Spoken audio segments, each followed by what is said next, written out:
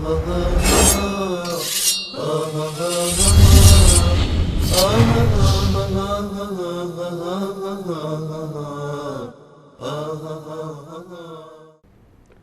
سلام علیکم، بفرمایید.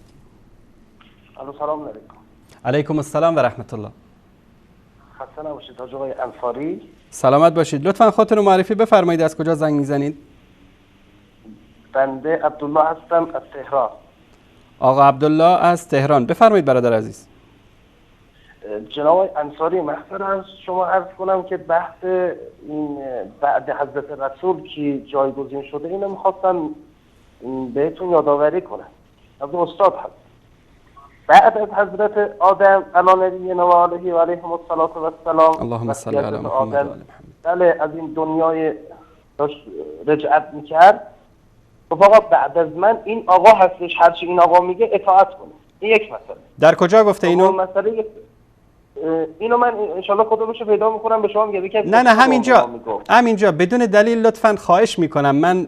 ما خیلی احترام داریم به عقول بیننده خودمون. همینجا مدرک این روایت رو بگید و الا من از شما عذر میخوام، دنبال مطلب بعدی نرید.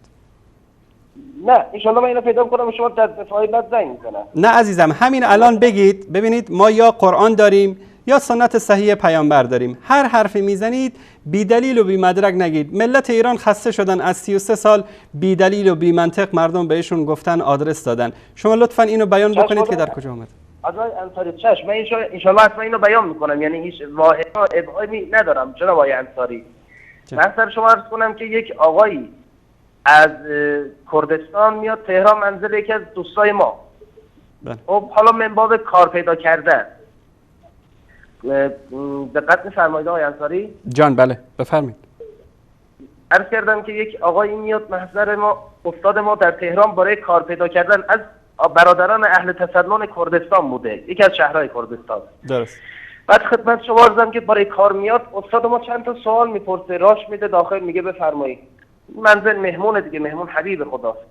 بعد میگه آقا جان شما وقتی که از کردستان اومدید زن و بچه دارید؟ میگه بله زن و بچه دارن.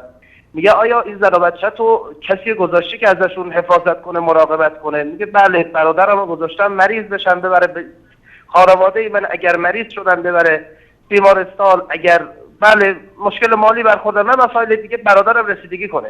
بعد استاد ما برمیگرده میگه چطوری شد شما آقا، شما برادر ما فهمیدید که بله اگر خانواده‌تون احیانا برای مشکلی بر بخورن، این خدمت اگر مشکلی بر بخورن این برادرتون هست که اینا رو مثلا بله بهشون کمک کنه. ولی حضرت رسول الله بعد از وفات خودش نتونست کسی رو جایگزین کنه. همون که میفرماد من کنت مولا، اصطلاح فهادا یعنی اون کسی که اینجا هستش.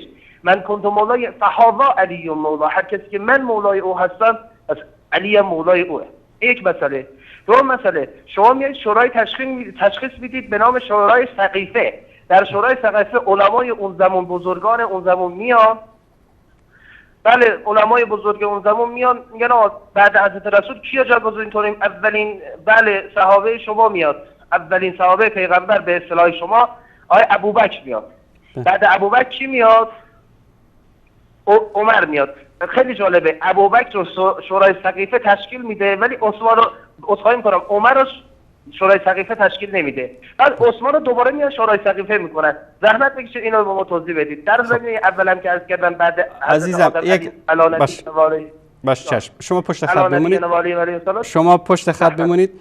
ببینید این حرفی که استاد بزرگوار شما زدن این واقعا حرف بچگانه است برادران. با عرض معذرت از این حرفی که من میزنم، از این اصطلاحی که استفاده میکنم، چون الله سبحانه و تعالی وقتی پیامبر صلی الله علیه و آله و سلم رو از میان ما برد و ایشون فوت کردن، دین و کتابی رو برای ما گذاشت که در این کتاب آمده که الیوم اکملت لکم دینکم، دین رو برای شما کامل کردیم.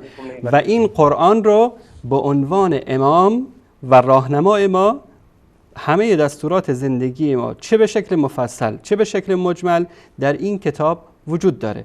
سپس سنت پیامبر صلی الله علیه و آله و سلم که همون فرامین و دستورات ایشان است که چه از طریق صحابه و چه از طریق اهل بیت به ما رسیده و این راهنمای ما هست. و وقتی که ما از قرآن به عنوان امام و به عنوان راهنما میایم از این استفاده میکنیم، ذالک الکتاب لا ریب فیه، این کتابی است که هیچ شک و شبهه‌ای در اون وجود نداره. پس اون که خانواده‌اش رو بی سرپرست رها میکنه، این قیاس مع الفارق است با پیامبر صلی الله علیه و آله و سلم که این قرآن رو در بین ما مسلمان ها به عنوان امام و راهنما. برادر گرامی، من حرف شما رو شنیدم، ساکت بودم، شما لطف بزرگواری بکنید حرفای منو بذارید منعقد بشه. شما ان شاء الله من بهتون اجازه میدم صحبت کنید. و این قرآن رو در میان ما قرار داد. ثانیاً در این قرآن برای اینکه پیامبر صلی الله علیه و آله و سلم اگر از دنیا بره، ما میخوایم کاری رو انجام بدیم، ما میخوایم به اصطلاح خلافت و حکومت و مسئله رو به اصطلاح به اجرا بگذاریم، چی کار بکنیم؟ گفته و امرهم شورا بینهم. اصحاب رسول اکرم صلی الله علیه و آله و سلم در شورای سقیفه در اینجا جمع شدن و به این آیه عمل کردن. حالا شاید سیدنا علی رضی الله تعالی عنه نبوده و یقینا نبوده، مصادر تاریخی اینو میگه نبوده، اما کبار مهاجرین و انصار بودن و سیدنا علی رضی الله تعالی عنه در نامه 6 نهج البلاغه اینو تایید کرده. گفته انما الشورى للمهاجرین والانصار فان اجتمعوا على رجل وسموه اماما كان في ذلك لله رضا. شورا از آن مهاجرین و انصار است، اگر کسی رو جمع شدن و امام خود تعیین کردن، در این امر رضایت الله سبحانه و تعالی است. ثانیاً کی گفته که عمر ابن خطاب رضی الله تعالی عنه بنابر استبداد و تکرایی ابوبکر صدیق به عنوان خلیفه تعیین شده؟ ایشون مشوره کرده. با کی مشوره کرده؟ با مجلس خبرگان رهبری صحابه، با کسانی که به اصطلاح اهل حل و عقد بودن، با اونا مشوره کرده و ایشون رو تعیین کرده. و قول معروفی هم هست که اگر که از من بازخواست بشه که کی رو تعیین کردی، خب میگم که بهترین امت رو بعد از پیامبر صلی الله علیه و آله و سلم تعیین کردن.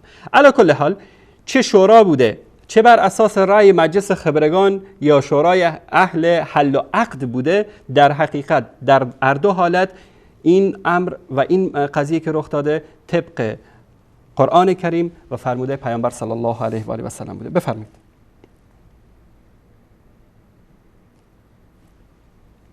آقای عبدالله از تهران قطع شد تماسشون. آه